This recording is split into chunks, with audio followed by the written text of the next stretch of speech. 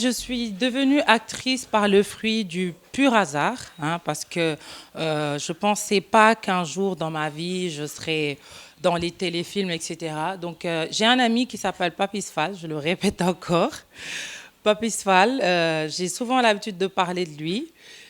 Dafa nekk biir Idole et un jour ma gis dañuy casting je lui ai dit mais allô Papis yow maa leen dàq tourner maa leen gën a nekk actrice et je rigolais franchement et mu ne ma non yow da ngay dugg sax biir Idole ma ne ko non damay foo tu vois après noonu ñu woo ma casting non mu jox sama numéro Papa Thier il lui a envoyé des photos de moi et cetera Papa Thier woo ma ñëw casting noonu donc noonu laa duggee Idole.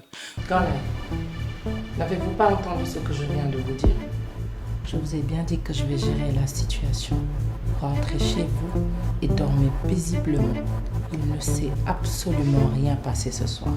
Vous dormiez avec votre femme. Mœurs, j'ai pas fait de casting. Ibou, il a dafa am benn rôle. Il s'est dit que peut-être Korka mën na ko jouer mu jël ma. En fait, Korka, c'est un garçon manqué à la base. Jigéen boo xam ne da nga foog ne góor nga depuis nga nekk xale. Et puis, à l'âge de 19 ans, j'ai commencé à me rendre compte que je suis une femme. Donc, j'ai commencé à me maquiller, defaru. Tu vois, moi, il n'y a même pas 10 ans, c'est trop. 19 ans, oui, je vais avoir 27 ans, donc 8 ans, 7 ans et tout.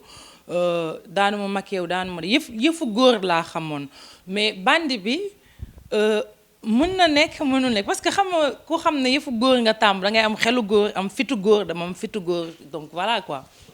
Ben, je trouve qu'en général, elles aiment bien faire les femmes faibles, etc. Pour moi, c'est pas... doo xam ne peut-être, su ma ko doon jouer sax dina coller ak sama personne. Donc, je vois qu'elles aiment se soumettre, alors que c'est pas ça une femme. Une femme, elle est dévouée, une femme, elle est courageuse. Jigéen bi toog këram sax di togg di yekk am na ni muy toggee ni muy yekkee am ku ko romb dafa am respect bu mu koy jox mais am na noo koy defee tamit ku la romb danaan voilà quoi, c'est une femme, laisse tomber, c'est pour la maison.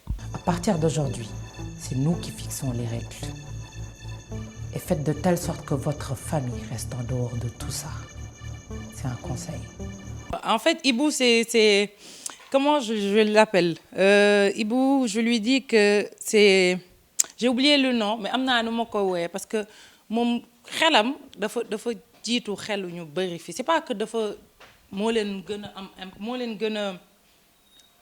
leen ëpp importance wala genre yooyu non mais dafa am xel boo xam ne franchement dépassé na esprit sénégalais yu bëri il s'attend à ce que Sénégal change il s'attend à ce que les esprits changent donc Mœurs est venu pour montrer aux Sénégalais ce qu'on doit attendre des femmes parce que jigéen comme ni ma ko waxee mën nga nekk sa kër sax di togg di yekk mais am respect bu ñu la jox parce que yow yaa ko may sa bopp mais comme mën nga nekk sa kër yow ngay togg di yekk alors que voilà les gens ne te respectent pas Ibou il veut changer esprit ñu bëri donc moom moo tax mu def benn série boo xam ne c'est très différent de ce qu'on a l'habitude de voir et c'est très dangereux de jouer un rôle comme ça parce que day am impact sa vie moi aujourd'hui les gens ils pensent que j'ai des sous je dis mais attends c'est une série dans la série vous entendez parler de milliards mais man musuma gis milliards donc faut arrêter donc c'est pas trop facile xam nga dans la vie on dit qu'il faut jamais dire jamais mais pour le moment Maurice JP ah il s'appelle JP sama xarit la c'est mon frère et sama ànd ak moom commencé wul ci Evenprod ça fait au moins 10 ans qu'on est amis et yàlla dafa def dañu am benn complicité boo xam ne avant bu ñu àndoon dem fenn nit ñi dañuy foog ne maak moom on est en couple léegi nag Ibou bi ma joxee encore rôle Mœurs boolewaat maak moom daf ci teg ne ma yéen ñaa xam naa dama leen di mujj boole dans la vraie vie rek ngeen marié donc c'est mon frère c'est mon ami franchement.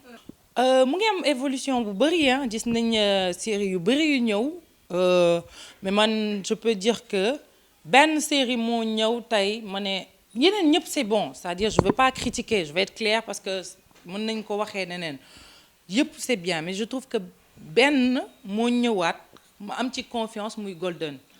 tey Golden je regarde du ma rater benn épisode Golden hein, parce que je trouve que ils ont vraiment travaillé et loolu lañ soxla et on a besoin de séries comme ça on n'a pas besoin de toujours wane ay waxu mbëggeel c'est pas que je critique encore ces séries hein, je précise mais juste que on en a eu tellement de séries comme ça qu'on a besoin d'autres trucs bien sûr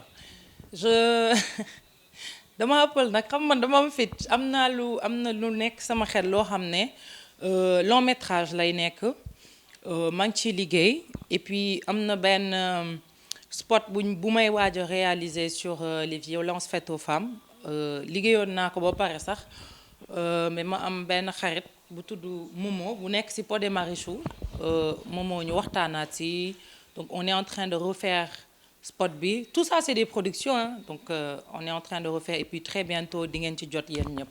waaw xam nga jigéen ñëpp am nga kuy nekk sa gannaaw jigéen ñëpp lay nekk c'est pas juste moi mais après c'est un milieu boo xam ne si on fait pas attention on devient très facilement une passe-partout très très facilement donc damay waxtaan ak man ku ma message damay waxtaan ak yow kaf ak yow reetaan mais. Après, quand il faut dépasser les limites, je te dis c'est bon. Oui. Oui, je suis avec quelqu'un, hein? Donc voilà quoi, maa ngi kenn moom. Non, merci beaucoup. Je remercie waa Seneweb et je vous donne rendez-vous très bientôt.